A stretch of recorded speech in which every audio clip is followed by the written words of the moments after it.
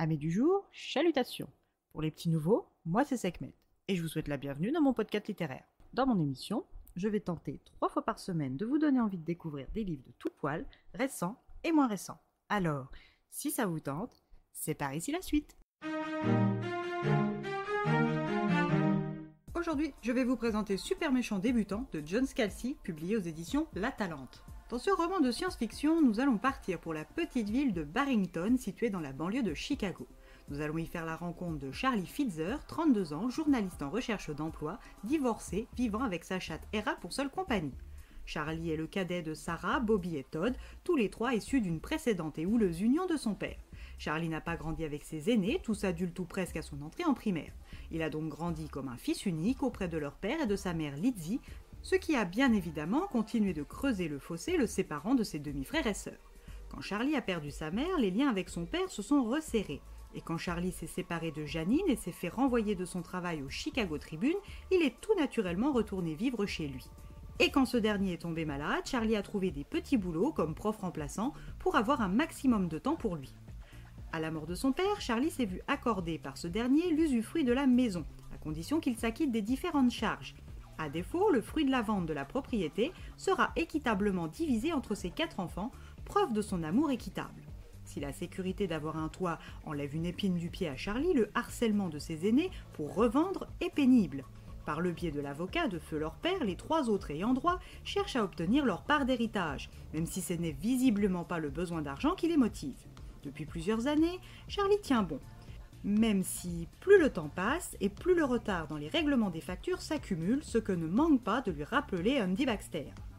Mais ce matin-là, Charlie n'a aucune envie de prendre son appel, car il a rendez-vous à la banque First National Savings and Loans de Barrington avec Madame Darroll. Il compte faire une demande de prêt pour un montant de plus de 3 millions de dollars sans apport, dans le but de racheter un bar, un restaurant, ainsi que l'immeuble qui les contient. Ce bar, ce n'est pas n'importe lequel, c'est le McDouglas, le bar des premières bières légales de quasi toute la ville, une institution en soi, et l'un des endroits qui rappelle à Charlie de bons moments passés avec son père. L'entretien ne se déroule pas terriblement bien, et l'appel d'Andy n'arrange en rien. Le matin même, sur CNBC, Charlie avait appris le décès de son oncle Jack Baldwin, 67 ans, des suites d'un cancer. Ce milliardaire reclus, propriétaire de la 3e plus grande chaîne de parking d'Amérique du Nord, avait cessé de faire partie de sa vie à la mort de sa mère, alors que Charlie n'avait que 5 ans.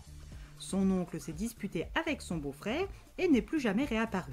Alors, quant à son retour de la banque, Charlie voit une grosse berline allemande garée dans son allée et une inconnue installée sur sa balancelle, il ne fait pas spontanément le lien.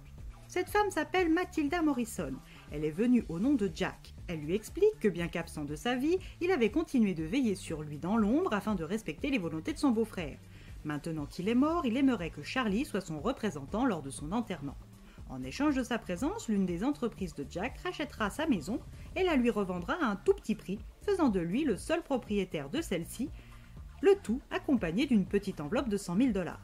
Charlie hésite, mais le fait de savoir que Jack n'avait que lui, un neveu fantôme, pour le représenter, lui fait de la peine, et la promesse de la contrepartie finit de le décider à accepter. Quand Charlie arrive au funérarium, il est encore une fois entrepris par le sérieux et compétent Michael Chesterfield. Ce dernier est un peu embarrassé par la réception de fleurs pour le défunt, du moins surtout par les mots qui les accompagnent. Ses notes sont toutes insultantes ou vengeresses. Charlie lui fait retirer les mots et fait placer les fleurs dans la salle. Après la cérémonie, le moment des condoléances commence. Les premiers à s'arrêter devant le corps lui prennent son pouls et le photographient en rafale avant de présenter leurs condoléances. Le second s'apprête à poignarder le corps, mais Charlie s'y oppose farouchement. Et au risque de sa vie, il évacue les invités, tous présents sur ordre et uniquement là pour s'assurer de la mort de Jack. À son retour chez lui, Charlie constate un individu dans sa chambre. Mais avant même qu'il n'ait le temps d'appeler la police, sa maison explose et brûle comme un feu de joie. Le voilà bel et bien SDF avec Hera et la petite Perséphone adoptée tout récemment. Charlie est tiré de son hébétitude par un appel de Matilda qui lui dit de demander son chemin à Hera.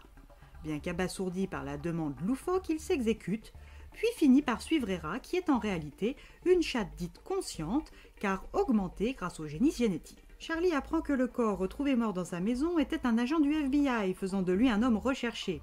Là encore, Matilda, ou plutôt Jack, outre-tombe, avait tout prévu au cas où.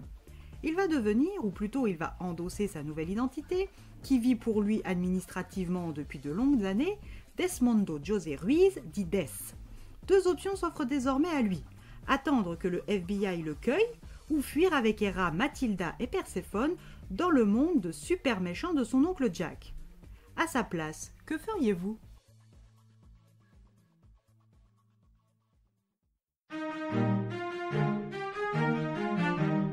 Un roman catchy et une plume que je continue d'apprécier. Une histoire page-turner difficile à lâcher, avec dans le milieu une petite longueur. Mais sinon, c'est une bonne pioche. Et bien voilà, j'en ai fini pour aujourd'hui. J'espère que cet épisode vous aura plu et vous aura donné des nouvelles idées de lecture. Si vous souhaitez découvrir d'autres petits bonbons littéraires tout droit sortis de ma bibliothèque, je vous retrouve le mardi 13 août prochain pour un nouvel épisode. Et si d'ici là je vous manque de trop, vous connaissez le chemin sur Instagram, @leslectures de Sekhmet. Sur ce, chalut les amis et à la prochaine.